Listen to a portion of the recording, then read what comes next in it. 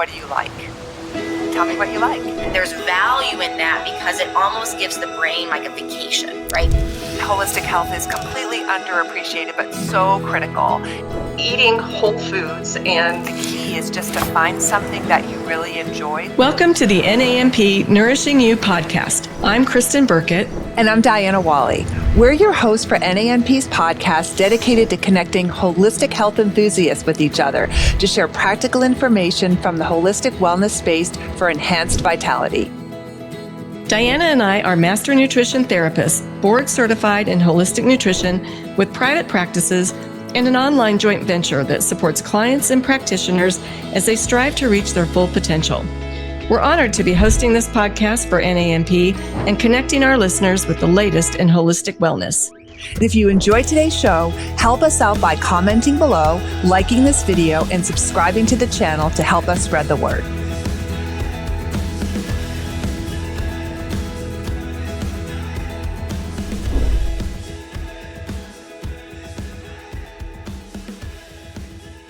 This episode of the Nourishing You podcast is brought to you by NANP Gold sponsor, Rupa Health. hi everyone. Welcome to this episode of the Nourishing You podcast. We can't wait to get into our conversation today about cholesterol truths and myths with Dr. Jonny Bowden. Jonny Bowden, Ph.D, CNS, is a board certified nutrition Ph.D with a master's in psychology, 6 personal training certificates, best-selling author, a nationally known expert on weight loss and anti-aging. His no-nonsense, myth-busting approach has made him a popular guest on television shows such as Dr. Oz, The Doctors, ABC TV, MSNBC TV, CNN, CBS TV, CBN, Fox News, NBC TV, and dozens of morning shows in America. He has written or contributed to articles in the New York Times, Forbes, The Daily Beast, The Huffington Post, Vanity Fair Online, Men's Health, Prevention, and many more. He's the author of 15 books, including Living Low Carb, the 150 healthiest whole foods on earth, and with cardiologist Dr. Stephen Sinatra, the controversial bestseller, The Great Cholesterol Myth, which was revised and expanded in a 2020 edition. Welcome, Dr. Bowden. We're honored to have you with us today, and I have to say that the richness and extent of my resource library has a lot to do with you and the wonderful contributions you've made. So thank you so much. So sweet of you. Thank you so much. It's great to be here. Yeah, and Jonny, while we haven't met you directly before today, we know from your work that you're passionate about all things health and aren't afraid to go against the grain. So thank you for your willingness to shake things up. You're always a lot of fun too. Thank you. Given that, we'd love to hear. Be fun. Yeah, you are. You do make it fun. So I'm really looking forward to today. Given that, we'd love to hear your story and how you worked your way into this space. Okay, well, the fast version of it is I was a professional musician, and I grew up in the era of sex, drugs, and rock and roll, and that's exactly how I lived. Every stereotype you have of working musicians is probably me. I smoked, I drank, I was not very healthy. And around 1989, I think, I was on tour with a show and that I was music directing. And I don't know why, but we were stuck in a city and all the actors were taking care of themselves and going to the gym. And I just out of boredom said, all right, show me how to lift some of these weights. And I'm telling you, it was just like an epiphany. I started working out. I started changing my diet. I stopped smoking. It was very gradual. It was not an all of a sudden epiphany. I was one of these people who would go to the gym, do a set of bench press, and then go out and smoke a cigarette in between. So it was an evolution. But once I got bitten by that and I saw the changes in my waistline, my energy, I looked 20 years older than I look right now. If you saw pictures of me, you'd think it was my father. And that was from 1990. And I really did transform. And being a middle-class Jewish overachieving academic from New York City, the first thing I thought of was like, I got to get a degree in this stuff because, nothing is real without a degree in it.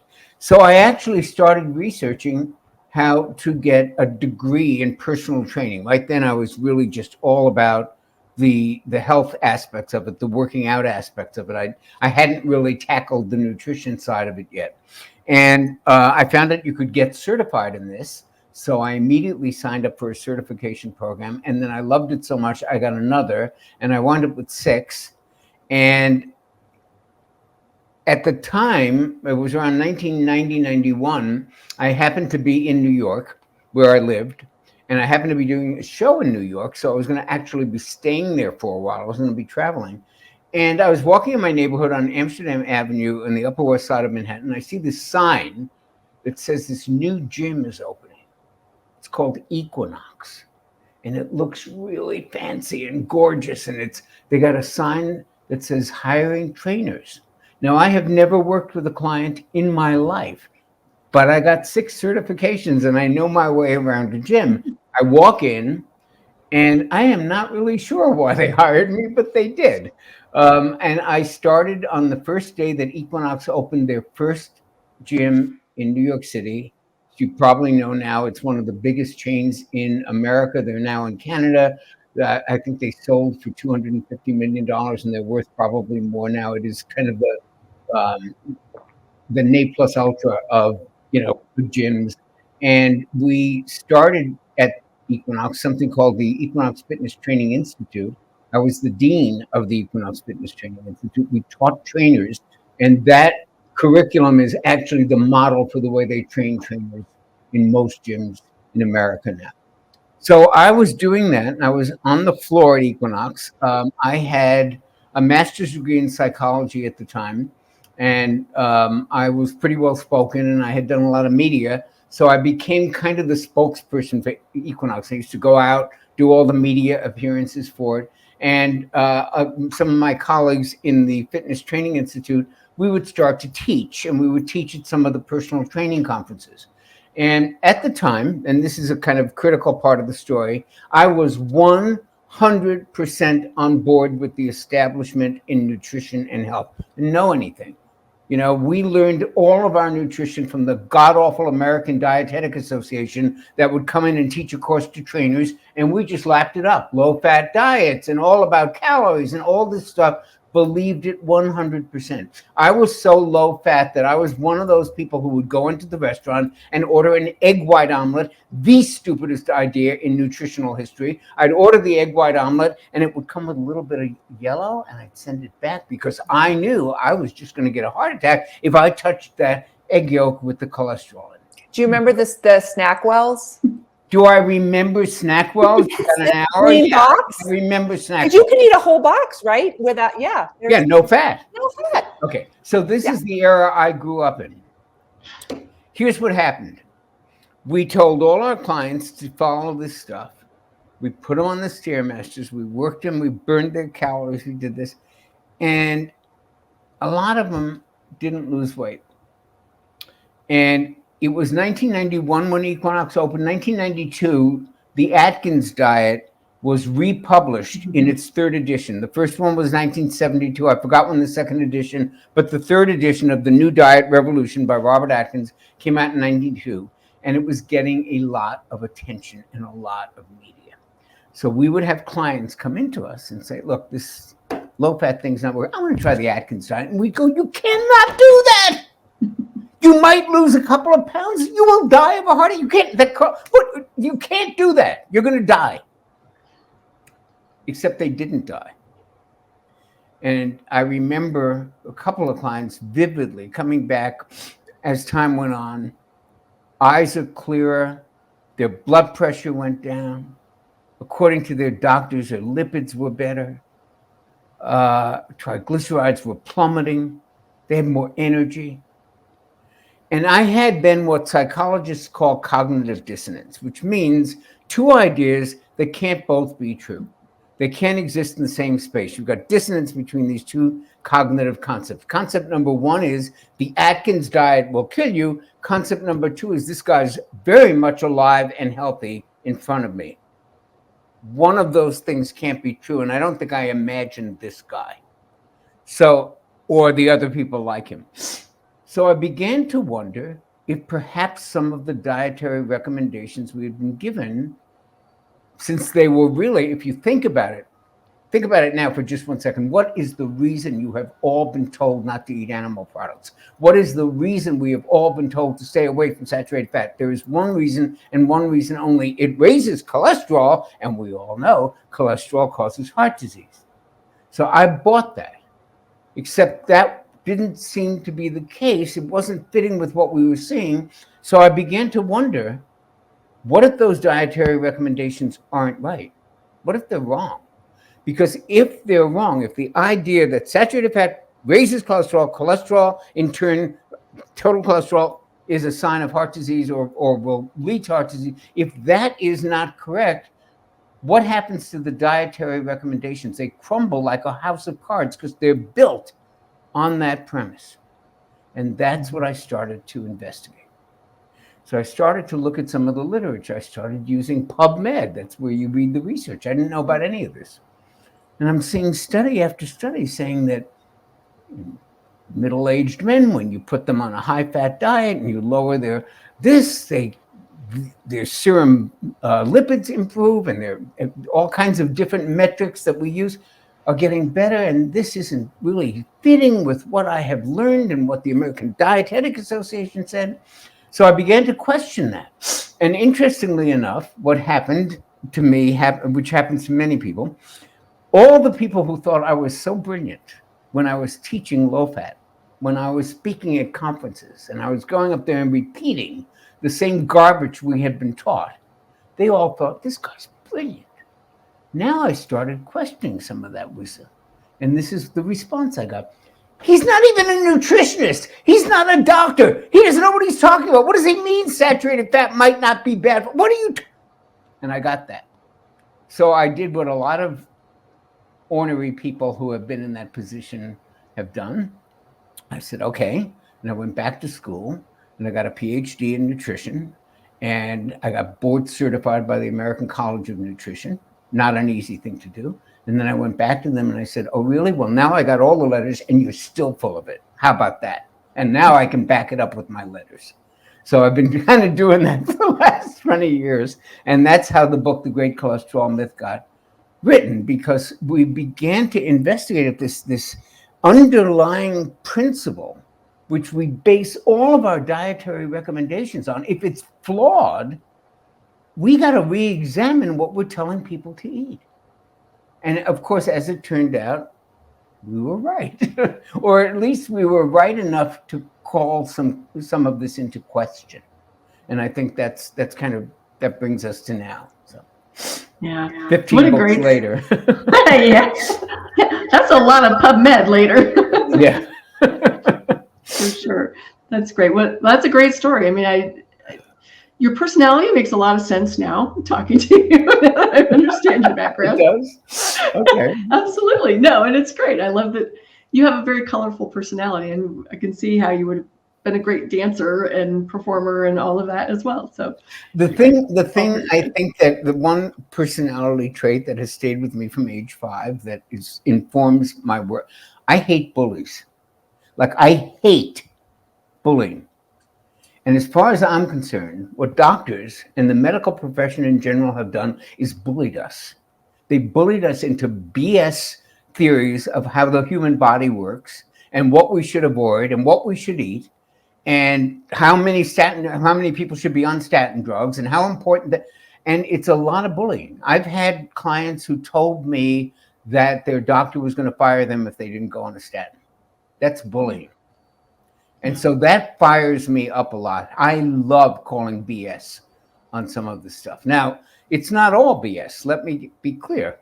I hope as time goes on in this podcast, we can actually go into some of the details about cholesterol and some of the misconceptions. It's not all wrong, but the the general trajectory of the story has been very, very misleading.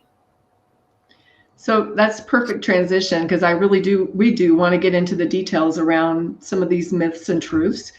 But yeah, I think it would be great to start by getting a better understanding of why we have the misconceptions, both professionally and societally. So you have this great excerpt on your website. So I'm going to dig in. I'm going to read that. And it says, it says, trying to reduce the risk of heart disease by lowering your LDL cholesterol is like trying to reduce the calories on your Whopper by taking off the lettuce.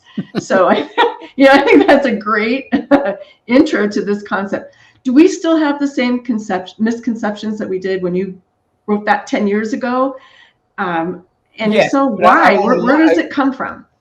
Well, where it comes from is a very interesting story that has been retold not just by me and Steve in The Great Cholesterol Myth, but actually even better in Nina Teitel's book, The Big Fat Surprise. I think it's The Big Fat Surprise, or is The Big Fat Myth.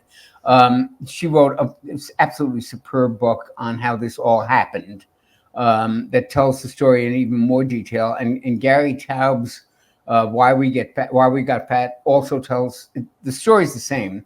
And it's basically this, that in the 50s and 60s, there was a physiologist named Ancel Keys. And there was a president named Eisenhower. Eisenhower was a general. He was in an era when people really all loved the president. There wasn't, I was a Democrat. I liked Eisenhower. Everybody liked Eisenhower.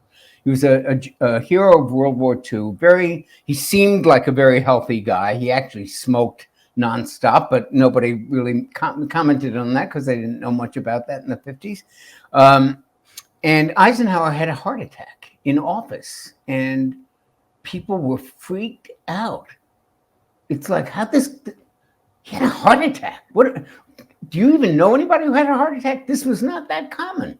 What people don't realize is the profession of cardiologist didn't exist in the first 50 years of the 20th century. It was relatively new. It was in the 30s, 40s. We didn't even have cardiologists in the 20s. People would come in to America on the Queen Mary or whatever the transatlantic ship was to watch heart operations, because in Europe it wasn't really a specialty.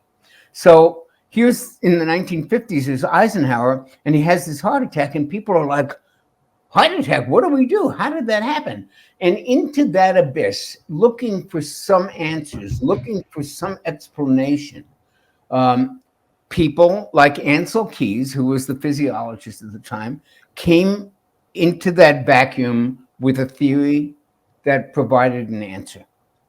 And the theory of Ancel Keys was the reason people get heart attacks is because they eat too much saturated fat.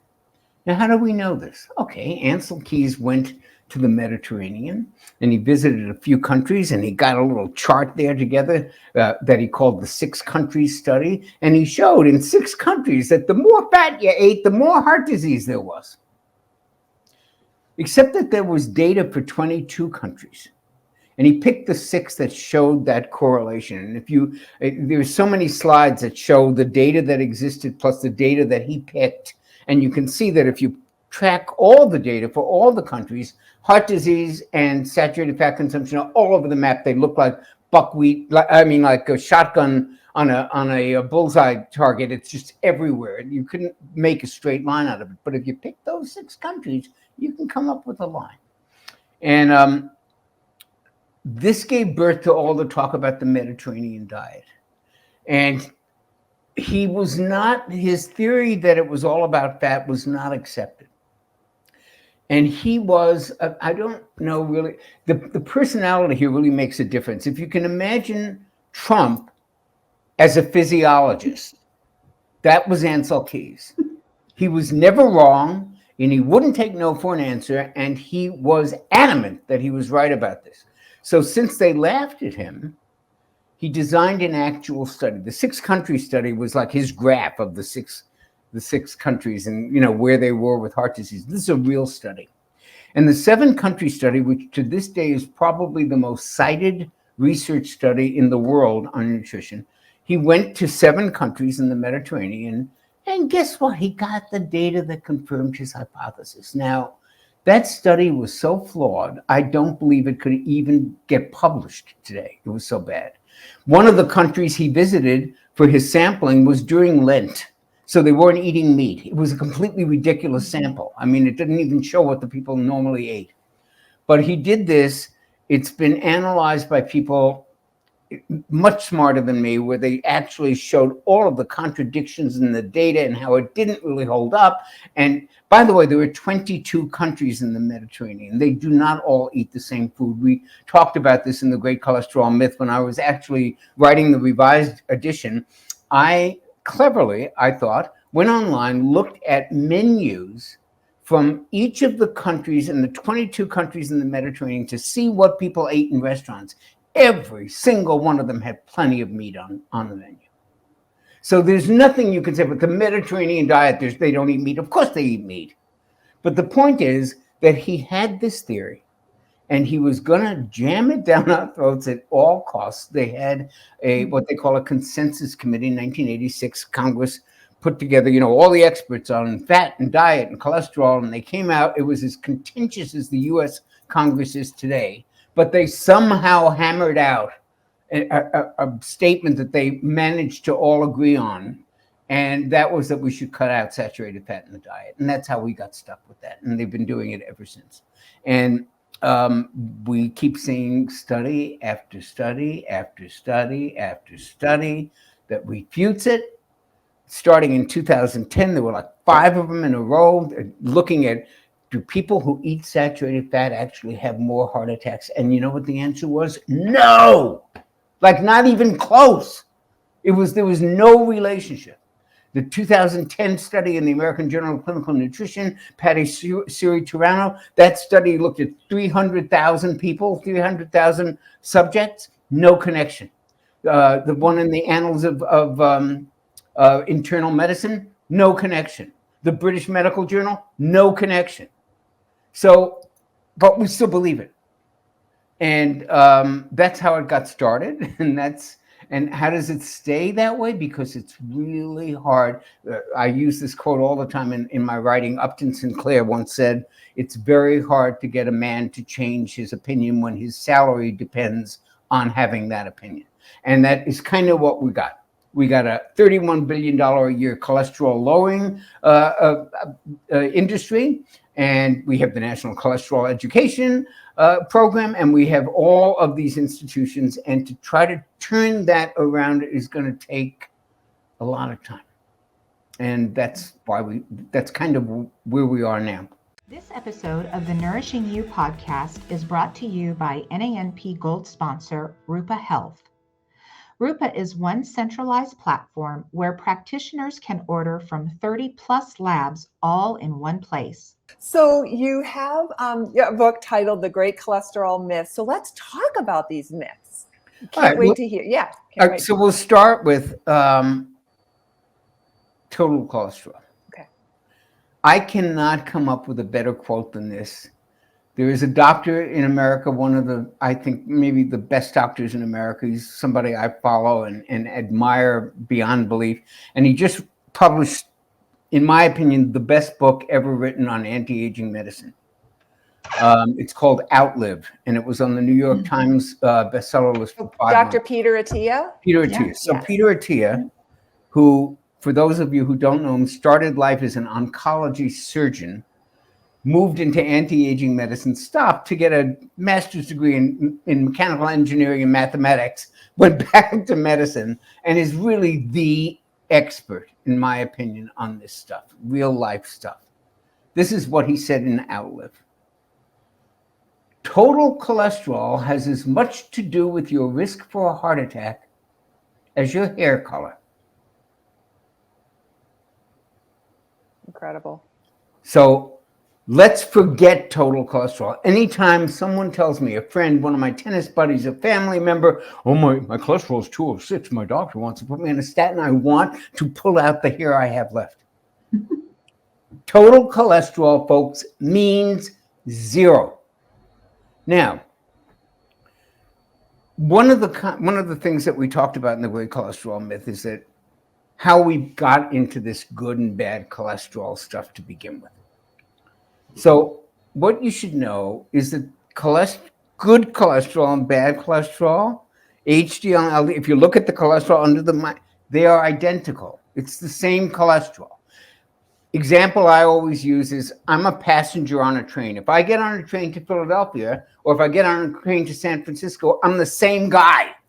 It's a different train. The cholesterol is the same whether it's an HDL or an LDL. So this is myth number one.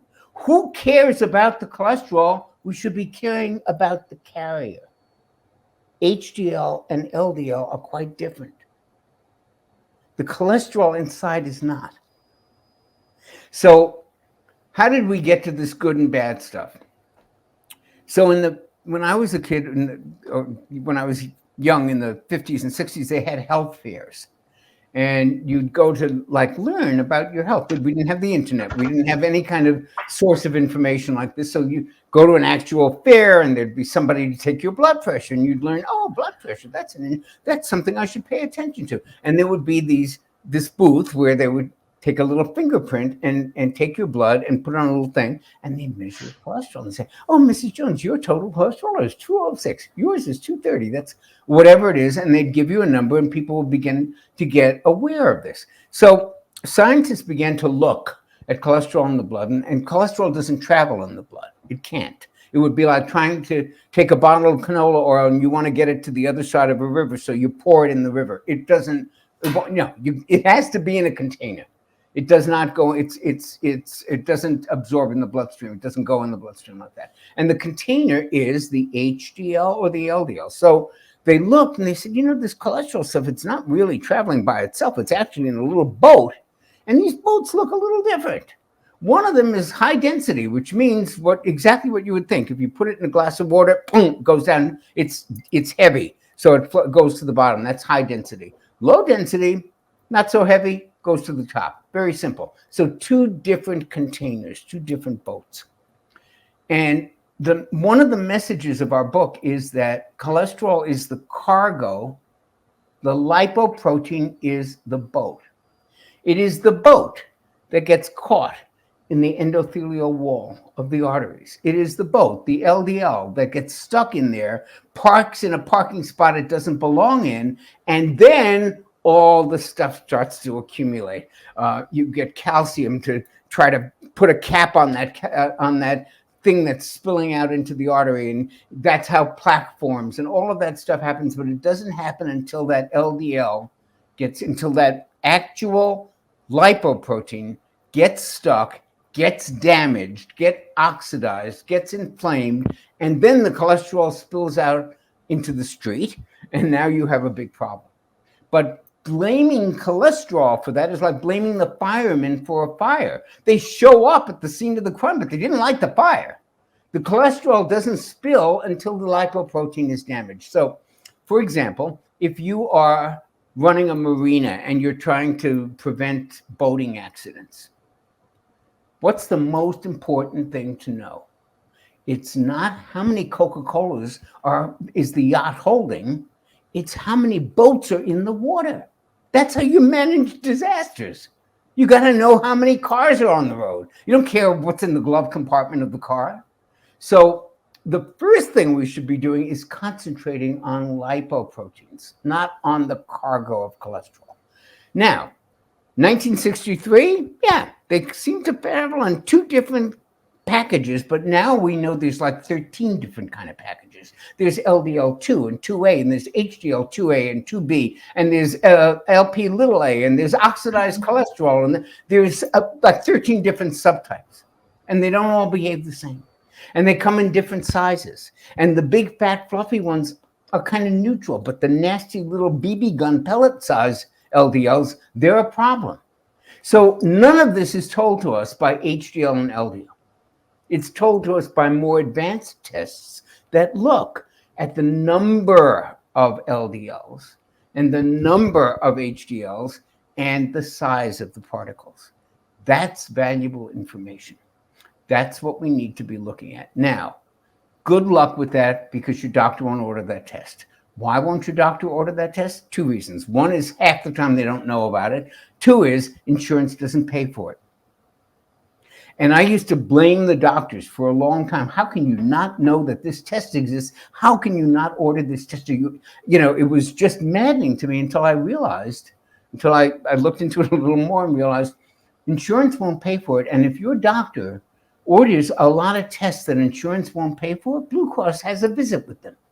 And they go, you know, you're ordering an awful lot of tests that aren't covered here. We're going to have to audit your records a little. And they lose Blue Cross or one of these, or Anthem or one of them, they're dead in the water. So yeah, it's really hard to get the test you need. There are workarounds. Peter Attia has given up on trying to get doctors to order that test.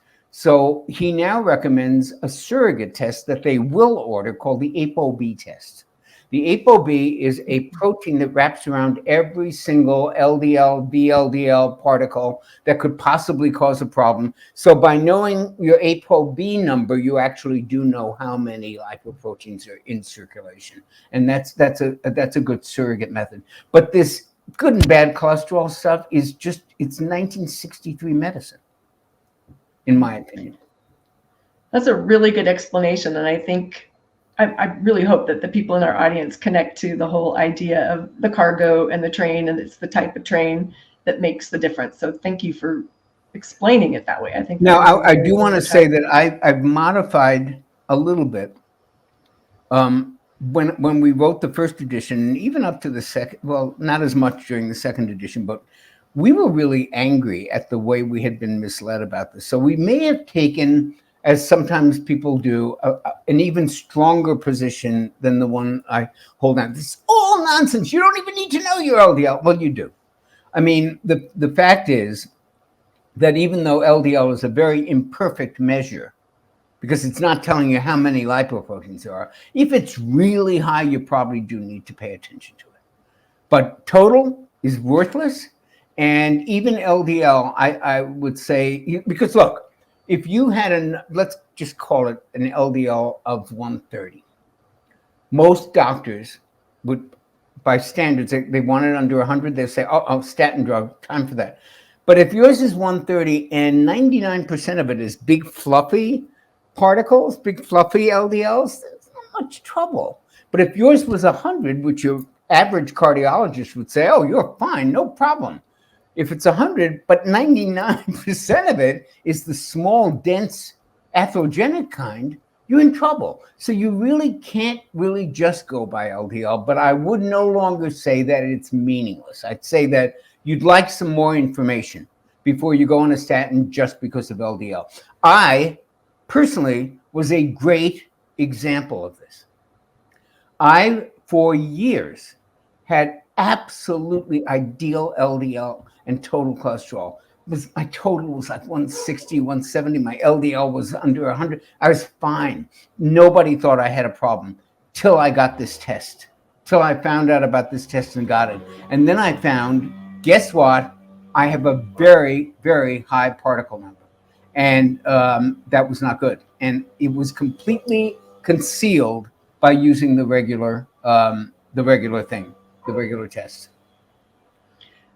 So I think there's a lot of misunderstanding about the cholesterol and our risk for cardiovascular issues.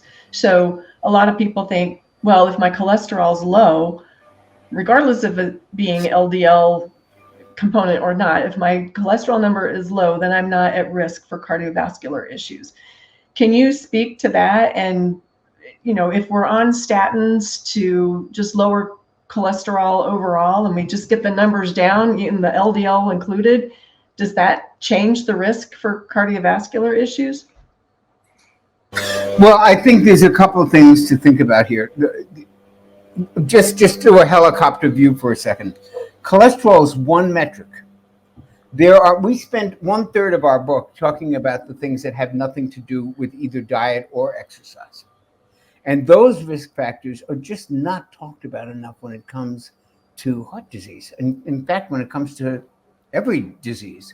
And those are the factors that have to do with how you live your life, with your relationships, your community. You know, if you will allow me, I'm going to give you a very fast aside that isn't specifically about heart disease, but it's really important for people to know. So there's a documentary on the longest lived peoples in the world on Netflix. There's a couple of them. And Peter Attia has a whole thing in his book about how to exercise with the goal of being a kick-ass 100-year-old. He calls it the 100-year-old, the centenarian Olympics.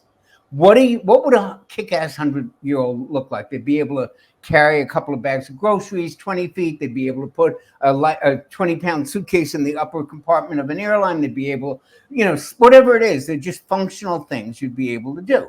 And he has a spreadsheet of the exercises you have to do, because he's got the mathematical computation of how much strength you lose every decade, how much mobility you lose. So working backwards, he can reverse engineer. You better be able to do this at age 50, this at age 60, and it's complicated and it's long, and people look at it and go, oh my God.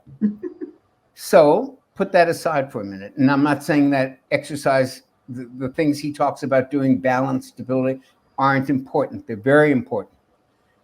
But recently, they looked at people who are already doing what Peter Attia wants to get us to be able to do. They went to Sardinia, which is one of the blue zones. They have the greatest population of 100-year-old men in the world who are functioning, right? They're sheep herders, for God's sake. They're actually doing stuff. And they said, what do you guys do? What can we? Here's the people who are doing what Peter Attia says we want to be able to do. What are you guys? What are the take home? What are the three things that are clear about this?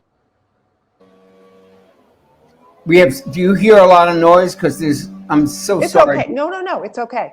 Okay. Yeah. There are three factors that the epidemiologists found to be true in Sardinia. If you want to take home 3 lessons on how to live to 100 and be functioning, here are the 3 lessons. Live where there's lots of hills and lots of stairs. 2, spend most of your time around gentle animals. These people are all sheep herders. And number 3, most important, make family, friends, dinner, and social hour your priorities. Those are the 3 things. No balance, no stability, no ice baths, none of that. And that doesn't mean those things aren't important, but we lose sight of how vitally important it is to have relationships and a community. I mean, I think that's a bigger risk for heart disease than any metric that we can measure. It's incredible. I'm so glad that you're bringing that to the forefront here, because I feel like it's not highlighted enough in just overall health. And isn't there, I don't know if there's research behind this, but I've certainly heard health experts say that being socially isolated is actually worse for your health than smoking. That is true. That is true. I mean, it is a bigger risk than smoking. So going back to will it lower your risk? I mean, of course these metrics are important. Blood pressure, triglycerides, the number of LDL particles you have in circulation and the size of them. These are important things. They absolutely are. But they pale compared to the kind of life you have, your mental health, your ability to connect with people, relationships, churches, atheist meeting. It doesn't matter what the meeting is, but you need to be connected to groups. And I honestly think that is the secret of living long.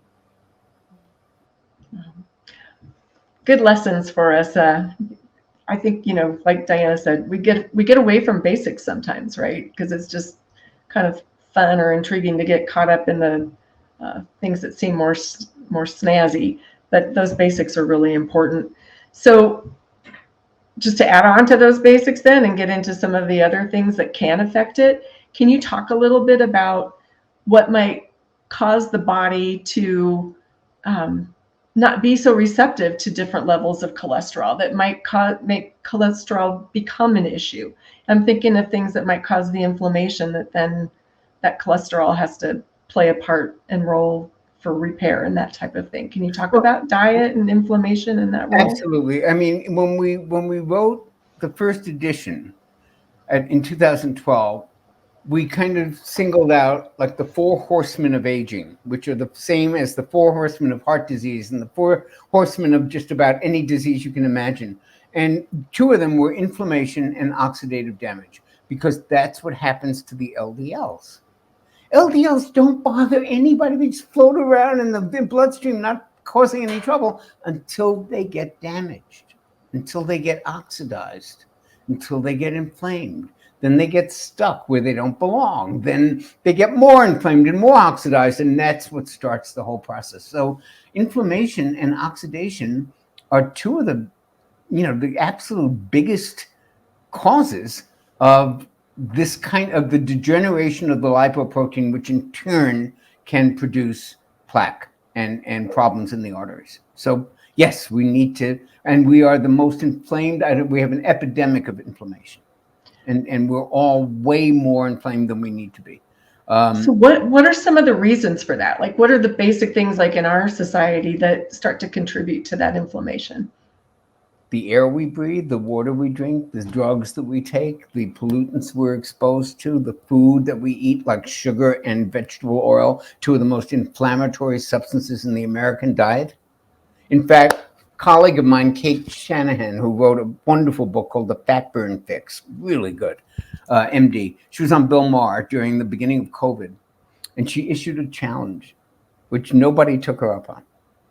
She said, I would like one person who has completely abstained from sugar and vegetable oil for the last 5 years, who has a bad case of COVID and is in the hospital, to come forward. Nobody did.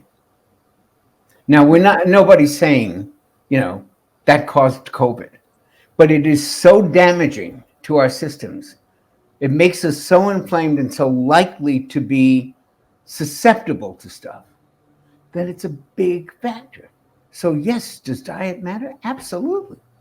And one of the most frustrating moments, or one of the most frustrating things about all this, is that we have given sugar a free pass while we're all concentrating on fat, which is insane.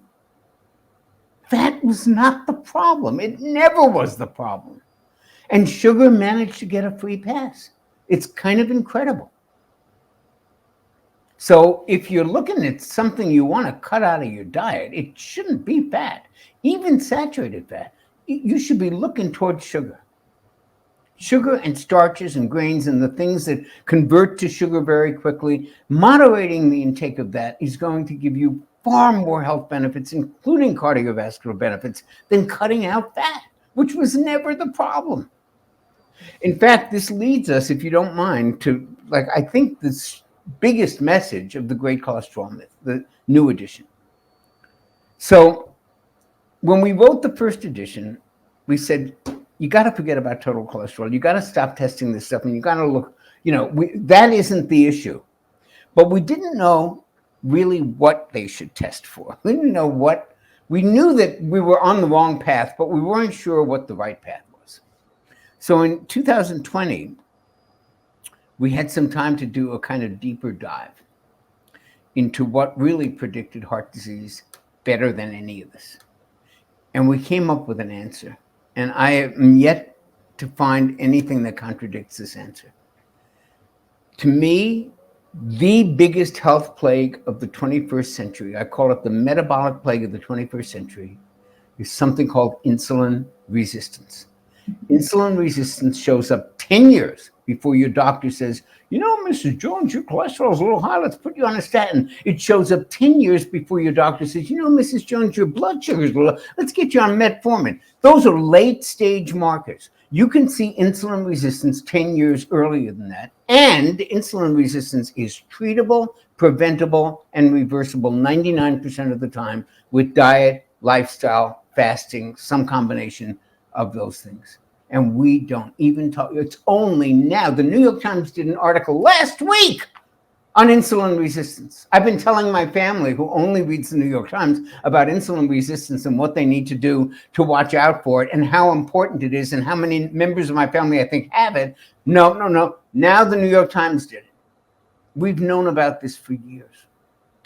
There's research going back to the 70s where they took people and put them in 5 quintiles of insulin resistance. And they did really good tests for insulin resistance. And they said, okay, these are the people who are the least insulin resistant. These are the people who are the most. These are the ones who are in between. And they followed these people for a decade or two to see who got sick and who didn't. And if you look at the graph, the people who were the most insulin resistance were dropping like flies by the second decade. There were just more sicknesses, more heart disease, more everything. The people with the least insulin resistance were doing really good. And, when COVID came out, I thought about this. And I looked at the comorbidities for COVID, meaning these are the people who have these conditions are most likely to wind up with a very serious case. They're the ones who are going to die. They're the ones who are going to go into the hospital. They're the ones who are going to be on the ventilators. What were those comorbidities? So we were hearing about them, and let's see, they were high blood pressure, prediabetes, diabetes, obesity, heart disease, Alzheimer's. What do they have in common? Every one of them has insulin resistance as a basic causal factor.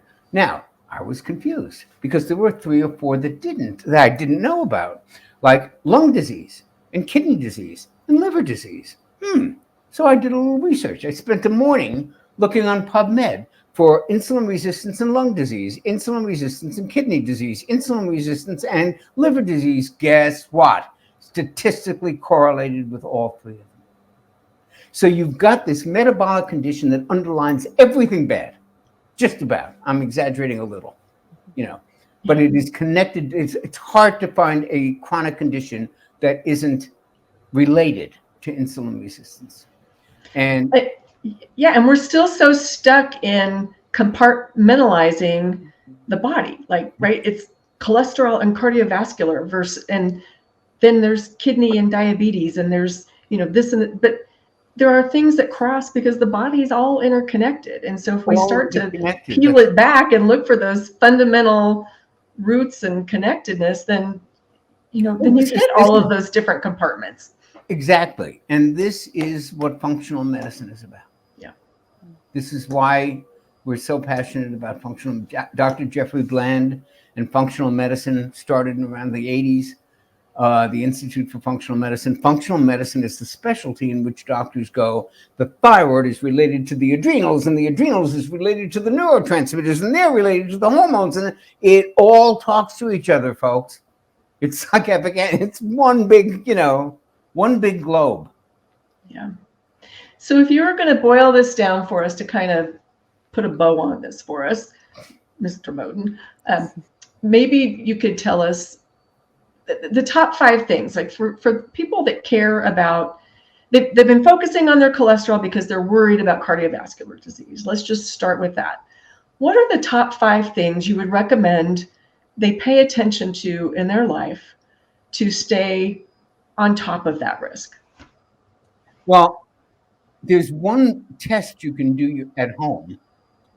If you have a blood test that was done anytime, of course, your results are going to be as relevant as your blood test was recent. But let's say you have a recent blood test. Every blood test in the world, even one given at Kaiser, even the most basic one, has at least 4 things on it: triglycerides, glucose, HDL, and LDL. There's no blood test that's ever been given that doesn't have those 4 things. You take 2 of those numbers, and it's going to give you a great idea of whether or not you have insulin resistance. It's also going to give you a great idea of whether most of your cholesterol is the nasty little LDLs that are atherogenic and small and look like BB gun pellets, or if most of your LDL is big and fluffy and pretty much cardiovascularly neutral. Here's the test. You ready? You take your triglycerides. You divide by your HDL. If the number is 2 or less, you got a very low risk. If it's 1.5 or less, the risk is vanishingly small for heart disease and for insulin resistance. If the number is something like 4 or 5, you need to pay serious attention to your diet and have your insulin resistance checked a little bit more. The ideal ratio, let me give you an example, because this is very simple math. It's nothing that will make people's eyes glaze over. Your triglycerides are 100, your HDL is 50, the ratio is 2. 50 into 100 is 2. Very good. Your triglycerides are 150, your HDL is 30, 30 into 150 is 5, high risk. Now, the beauty of this is many people who, in your audience, it's fairly sophisticated, you go, well, how do I raise my HDL? You don't. I know people tell you you can. I know they say just exercise will do it. I've been exercising for 30 years. I exercise 2 hours a day on the tennis court. My HDL hasn't budged in 30 years. It just doesn't move. It's very, very hard to change HDL. But it's incredibly easy to drop your triglycerides. So, for example, if my HDL is 40 and my triglycerides are 160, I've got a ratio of 4, that's a problem. Can't change that 40 HDL, but I can bring the triglycerides down to 80. Now my ratio is 2. Done. You can do that, and that's something I very strongly recommend. I look at triglycerides very seriously as a risk factor, and they drop like a rock on a low-carb diet. Excellent. I think that's going to be so helpful for the listener. And like you said, very easy. Doesn't require a lot of math. Thank goodness for me, my sake. We appreciate you so much, Jonny. You're so energetic, so vital. You've accomplished so much, and just a great role model. So thanks for coming on and being a lot of fun and sharing a lot of really interesting information. I'm going to have to go back and listen to this again. I can't wait. Thank you. As an audience member next time. So tell us, you guys can have me at your conference. I'd love to speak. Yes, absolutely. Oh, absolutely. So tell us how people can find you. You know, Kristen mentioned your books at the top of the show. How can people connect with you? At Jonny Bowden, there's no H in Jonny, Jonny, Bowden on Instagram. My website is johnnybowden.com. It's got some good articles and stuff like that on it. And I'm Dr. Jonny Bowden on Facebook. Excellent. Well, thank you again so much for sharing all of your wisdom and all of your energy. And thanks to everybody out there for tuning in. We can't wait to see you next time. Take care. Thank you. This episode of the Nourishing You podcast is brought to you by NANP Gold sponsor, Rupa Health. Their goal is simple. They believe by creating a single place for practitioners to order, track, and learn about labs, they can transform their practice. Rupa streamlines the lab ordering workflows for clinics of all sizes, from solo providers to large multi-practitioner clinics. On average, your team can expect to save over 15 plus hours in admin work each week. Once you place an order, they will handle the rest. Kits are drop shipped directly to your clients as they guide them through collection instructions, requisition forms, phlebotomy options, and more. Their client experience was designed so practitioners can spend time on what matters most: direct client care and growing their business. When results are available, you will be notified by email, and all test results will be easily accessible to your team from one dashboard. Best of all, Rupa is free for their practitioners with no membership or subscription costs and the same low pricing as the labs. For more information, go to rupahealth.com. If you'd like to access other episodes or subscribe so you don't miss a beat, you can find us at nanp.org/NANP-podcast. Membership in the NANP provides you with a competitive advantage. Whether you're a current practitioner or a student, we want you to become an active, informed leader of the holistic nutrition community and join today at nanp.org. NANP is very proud to provide the highest level of professional recognition and validation in the holistic nutrition industry through the board certification in holistic nutrition credential. To earn this valuable designation, candidates must demonstrate an exceptional level of knowledge and understanding of holistic nutrition by passing a board exam and documenting client contact hours. Are you ready to boost your credibility with board certification? Visit NANP.org today to apply. Keep in mind that the information on the NANP podcast is for educational purposes only and should not be considered medical or legal advice. The NANP is not liable or responsible for any harm, damage, or illness arising from the use of the information contained herein. By listening to the information on this podcast, you agree to defend, indemnify, and hold harmless the NANP and all agents. Copyright NANP, all rights reserved.